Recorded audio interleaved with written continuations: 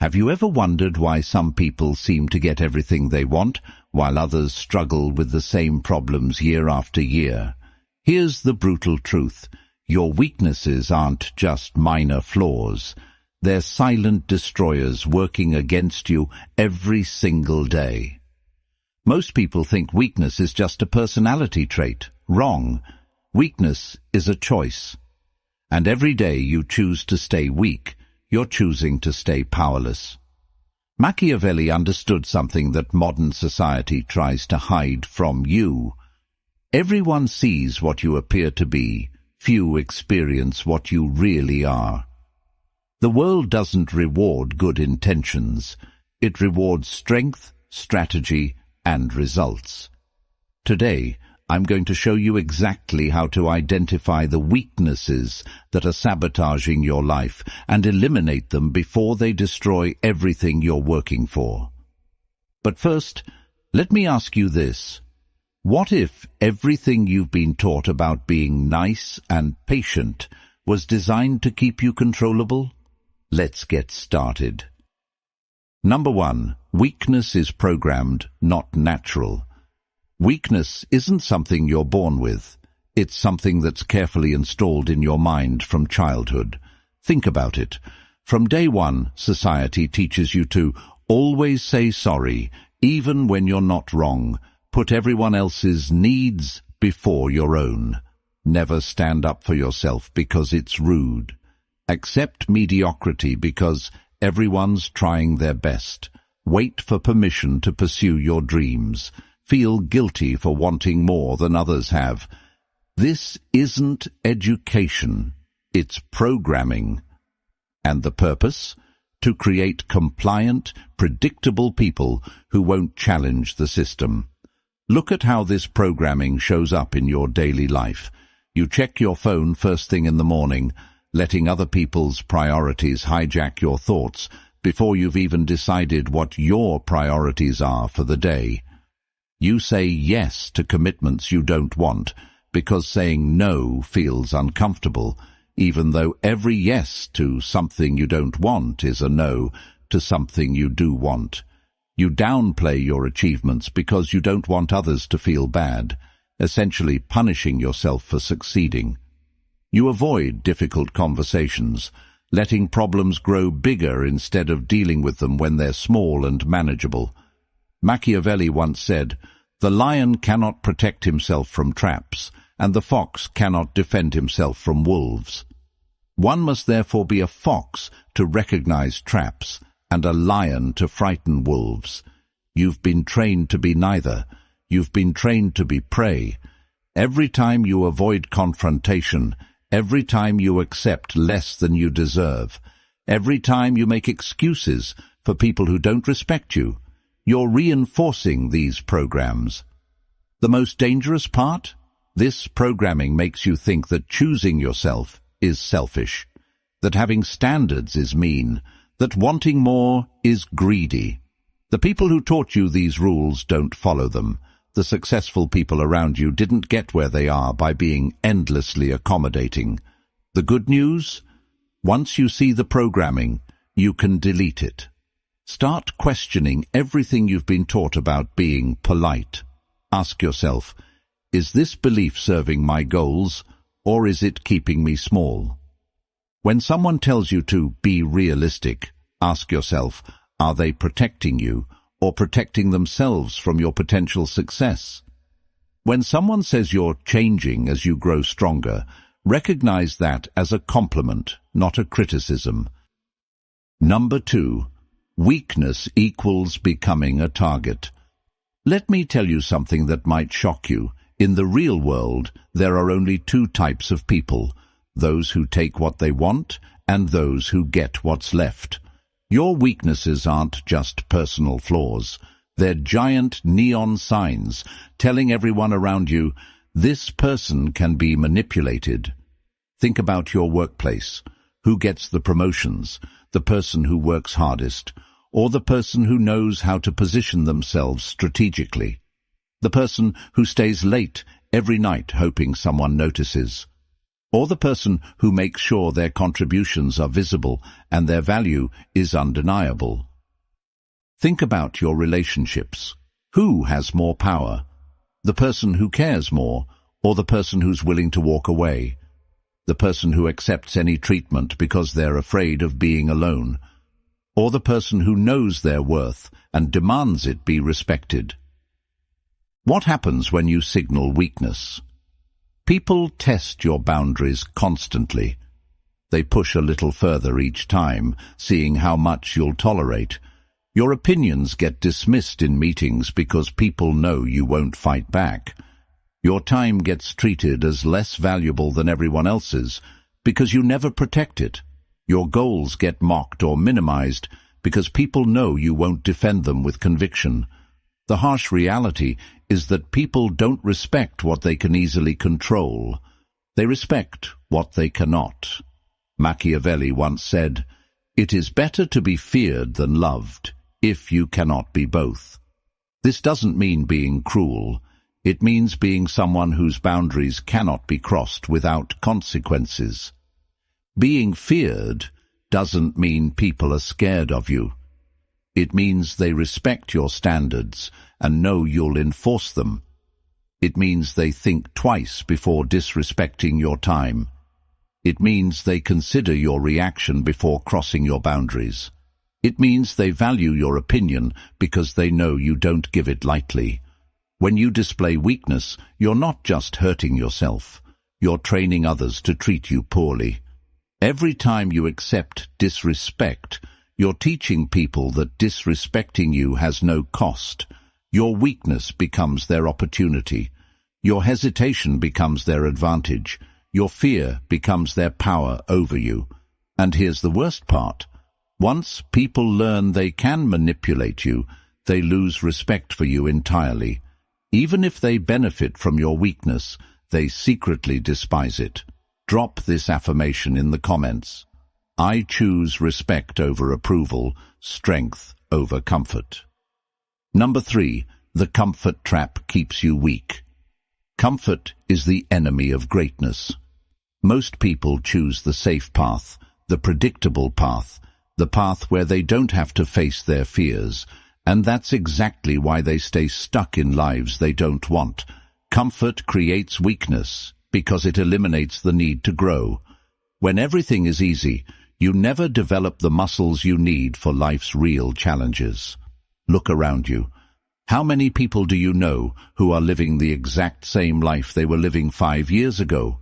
Same job, same problems, same excuses, same limitations. That's not accident. That's comfort. But here's what comfort really costs you. Your potential dies in comfort. Every day you choose the easy path. You're choosing to stay exactly where you are. Your dreams don't die dramatically. They die quietly, one comfortable choice at a time. Your skills deteriorate in comfort. Just like physical muscles, mental muscles need resistance to stay strong. When you avoid challenging situations, you become less capable of handling them. Your confidence shrinks in comfort. Real confidence comes from doing difficult things and succeeding. When you only do easy things, you start doubting your ability to handle anything challenging. Your opportunities disappear in comfort. The best opportunities always come with risk and uncertainty. People who avoid discomfort miss the chances that could transform their lives. Machiavelli once said, "Whoever wishes to foresee the future must consult the past, for human events ever resemble those of preceding times." The pattern is always the same.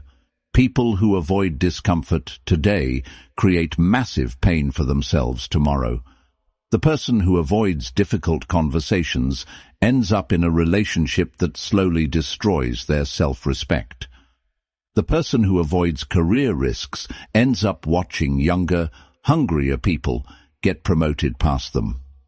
The person who avoids physical discomfort ends up with a body that can't keep up with their ambitions.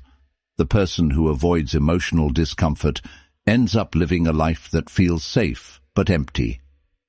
Every successful person you admire has one thing in common. They learned to be comfortable with being uncomfortable. They took the phone call that scared them. They had the difficult conversation. They made the move that everyone said was risky. They invested in themselves when they couldn't afford to. They started before they felt ready. While others were choosing comfort, they were choosing growth. The more you embrace discomfort in service of your goals, the more comfortable your life actually becomes, because you develop the confidence and skills to handle whatever life throws at you. I want you to drop this affirmation in the comments. I embrace discomfort as the price of my evolution. Number 4. The 4 lies that destroy your power. Let me expose the 4 biggest lies that are keeping you powerless. Lie 1.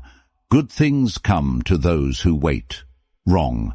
Good things come to those who take action. While you're waiting for the right time, someone else is taking what could have been yours.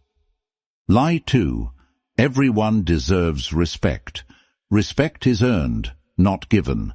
When you give respect to people who haven't earned it, you devalue your own worth. Lie number 3. Just be yourself, and people will like you. Wrong version of yourself will attract wrong people. The right version of yourself might make some people uncomfortable, and that's exactly who you need to be. Lie number 4. Everything happens for a reason. This is the ultimate victim mentality. Things happen because of the decisions you make and the actions you take. Machiavelli once said, "Everyone sees what you appear to be. Few experience what you really are." Stop appearing weak by believing these lies. Each of these lies serves the same purpose, to keep you passive, waiting, and dependent on others for your success. Now, I want you to drop this affirmation in the comments. I reject comfortable lies and embrace uncomfortable truths. Number 5. Replace emotion with calculation. Here's where most people lose. They make emotional decisions and then try to justify them logically. Successful people do the opposite. They make logical decisions and then manage their emotions around those decisions. When someone disrespects you, your emotion says, "Get angry." Your calculation should say, "What response will best serve my long-term interests?" When someone offers you an opportunity, your emotion says, "What if I fail?" Your calculation should say, "What's the real risk versus reward?" When someone tries to manipulate you, your emotion says, "Maybe they're right." Your calculation should say, "What are they trying to get from me?" How emotional decision-making destroys your life. You react instead of respond. Reactions are automatic and usually counterproductive. Responses are deliberate and strategic. You make decisions based on how you feel in the moment, not on what will serve you in the long term. Feelings change hourly. Consequences last years. You become predictable. When people know exactly how you'll react emotionally, they can manipulate those reactions to get what they want from you. You waste energy on the wrong battles. Emotions make everything feel urgent and important, even when it's neither. Now here's how calculation changes everything. Before you respond to any situation, you ask, "What outcome do I actually want here?" Before you take any action, you consider, "How will this affect my position 6 months from now?" Before you engage with difficult people, you decide, "Is this worth my time and energy, or am I just feeding my ego?" Machiavelli once said, "The wise man does at once what the fool does finally." The difference? The wise man calculates first, then acts. The fool reacts first, then suffers the consequences. This doesn't mean becoming cold or heartless. It means using your emotions as information, not as your decision-making system. Your emotions tell you what matters to you. Your calculation tells you how to get it. For example, your emotion tells you someone's behavior is unacceptable. Your calculation tells you the most effective way to address it. Your emotion tells you an opportunity excites you. Your calculation tells you if it's actually worth pursuing. Your emotion tells you someone has hurt you. Your calculation tells you whether confronting them will improve the situation or just make you feel temporarily better. Most people have this backwards. They let their emotions drive their decisions and wonder why they keep getting the same results. They react with anger when someone disrespects them, escalating conflicts instead of resolving them. They make career decisions based on fear instead of opportunity analysis. They stay in bad relationships because leaving feels scary, even though staying guarantees continued misery. Now, I want you to drop this affirmation in the comments. I am the master of my emotions, not their slave. Number 6. The power of strategic detachment. Here's something that will change everything for you. The moment you become too attached to any outcome, you lose your power to influence that outcome. Why? Because attachment makes you predictable, and predictable people are easy to manipulate. When you desperately need someone's approval, they control you. When you desperately need a specific job, the employer has all the leverage. When you desperately need a relationship to work, the other person knows they can treat you poorly without consequences. Strategic detachment means you want the best outcome, but you're prepared for any outcome. Machiavelli once said, "The promise given was a necessity of the past. The word broken is a necessity of the present." This means you must always have alternatives. Never put yourself in a position where someone else's decision can destroy your plans. Always have Plan B, Plan C, and Plan D. When you're not desperate, you make better decisions. When you're not needy, people respect you more. When you're not attached to outcomes, you're free to take the actions that actually create those outcomes. Drop this affirmation in the comments. My peace comes from within, not from external validation. Number 7. Become the consequence. Here's the final lesson, and it's the most important one. Stop explaining yourself to people who are determined to misunderstand you. Stop justifying your decisions to people who don't have to live with the consequences. Stop apologizing for taking up space in a world that needs what you have to offer. You are not here to make everyone comfortable with your success. You are not here to shrink so others feel bigger. You are not here to apologize for wanting more from life. Machiavelli once said, "It is not titles that honor men, but men that honor titles." Your value doesn't come from what others think of you. It comes from what you do with the time you've been given. Become the person who doesn't need to announce their power. Everyone can feel it. Become the person who doesn't need to prove their worth. Their results speak for themselves. Become the person who doesn't need to defend their choices. Their success is their defense. When you truly embody strength, you don't have to act strong. When you truly embody confidence, you don't have to prove you're confident. When you truly embody success, you don't have to convince anyone you're successful. You become the consequence that others must deal with, not through force, not through aggression, but through the undeniable reality of who you've chosen to become. Today, you learned that weakness isn't just a personality flaw. It's a strategic disadvantage that affects every area of your life. You discovered how society programs weakness into you from childhood, keeping you controllable and predictable. You understood why comfort is the enemy of growth and why you must embrace discomfort to evolve. You exposed the 4 lies that keep most people powerless their entire lives. You learned to replace emotional reactions with strategic calculation.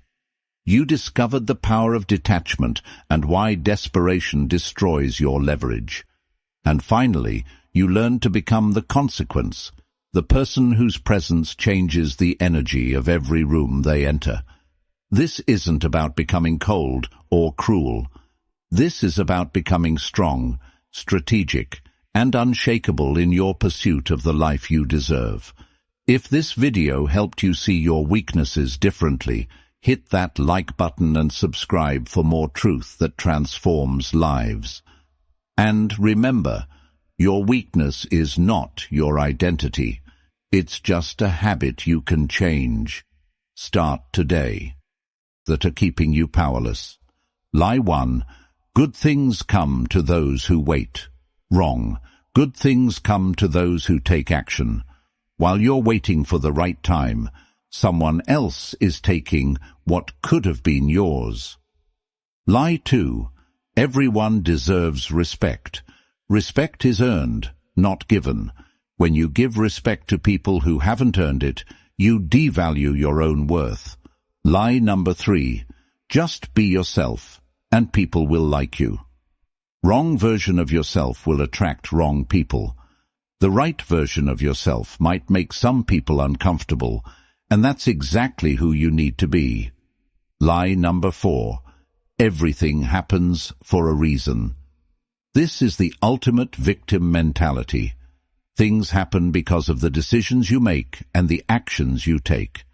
Machiavelli once said, "Everyone sees what you appear to be. Few experience what you really are." Stop appearing weak by believing these lies.